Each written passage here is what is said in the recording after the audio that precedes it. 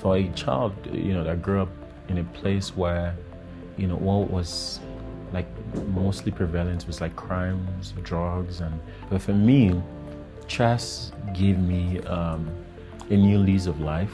So 5 years ago, I made a decision to go back to, the same place where I grew up and give other children the same opportunity. It wasn't because I was successful, or because I was, financially stable, not necessarily, but because I knew I had this talent and I could give it to other children as a gift that while I didn't understand at the time how I was going to take them out of poverty, I knew I was going to give them a new identity and something to be hopeful about. So it was just an idea that could bring hope to children, that were living in slums, that didn't have access to education. So I had a few chess boards and I went there and I just started teaching them. In places like that, in a lot of these impoverished communities, people live just to survive, right? It's a race for survival, what to eat, how to just get through the day. And so there's very little room for imagination, right? I believe the mind is anyone's greatest asset.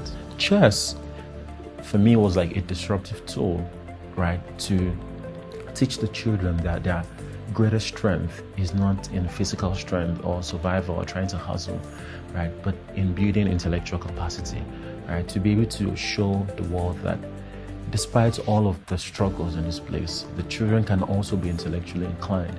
The only gap there is the lack of opportunity. The science of it is chess, helps build critical thinking, cognition, strategy, decision making, a lot of those things, right?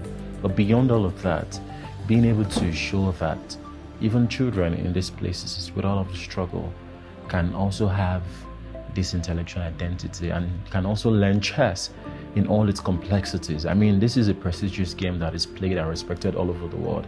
And you see even people that are very intelligent struggle to understand it. So I think for a child in the slums that can gain mastery of it, right, it signals that they can, also do even greater things. I like to think of it as chess being not just an end in itself, right, where the children will become professionals and get to compete, right? But for us, we like to think of it as a means to several ends, right? Chess can be a gateway to other opportunities, to a community, to even education, to technology, right? And all of these things, right, are the reward systems that were built around the initiative to let the children know that, that dreams can take flight from something as simple as a chessboard. I believe education beyond the four walls of a classroom also is the capacity for thought. And so when we put it out there that chess can be a medium to education for them, because we are building a community of learners, children who now understand the value of knowledge, right? People started supporting. By just doing that, we've been able to support over 200 children to school that are now on lifelong scholarship support. Our trip to Kenya and Uganda is not just for Chess in Slums Africa, right? I'm representing the Gift of Chess. So the Gift of Chess is an organization in New York. So they're one of our partners. So Gift of Chess last year, we decided to get 10,000 sets from China. So we brought them into Africa. So we distributed them from Nigeria to Togo to Ghana to Kenya and to Uganda. I mean, for Uganda, we were able to work with Ronald. So Ronald is the founder of Caribou Foundation. So Ronald was someone that we connected with, that was already working in the slums of Uganda to help change the lives of young people. So we sent those boards about 8 months ago, and we were able to set up like a structure around it, for volunteers to help with the tutoring and to start a proper chess program.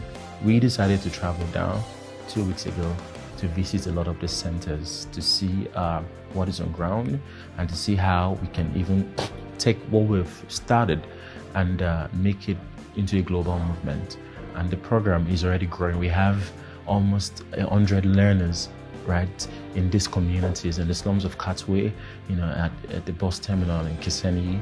And you see a lot of street kids with no hope. They've been given hope through chess, and because someone here is on ground, right, that is brave enough to take a chance on them.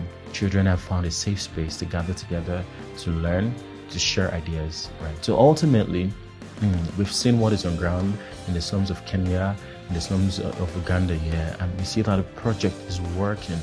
The impact, is tangible, right? So we're now trying to make sure we can create more opportunities where even the outstanding players here, they can get opportunities to travel to New York, to compete in tournaments, to compete in global tournaments, and to be able to have like monthly tournaments for the children here, right? And to also put the very vulnerable ones on scholarship support.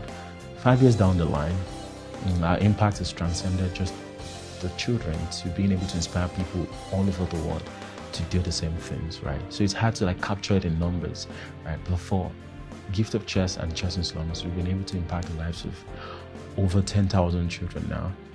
Children, they're like messages we're sending to a time that we will not see. And any society that neglects children living in extreme poverty, right, is basically saying that they're not ready to invest in the future, right? We will not be around for that future. So they're the ones that we're sending to that future. And if we're not empowering them with the right skills, with the right education, with the right opportunities, they will become a liability to that future. Just like in chess, the pawn can become the queen, right? But the pawn has to face a lot of hurdles to get to the final rank before it can become a queen. And that is the story of the African child. It is not just one that ends with their situation, with their present circumstance, but it's a story of becoming. And I believe, Chess in Slums, Gift of Chess, Caribou Foundation, we are spearheading this revolutionary idea, of helping the African child become. I was successful 5 years ago, even before this became a thing, right? And I'd always been contented with that.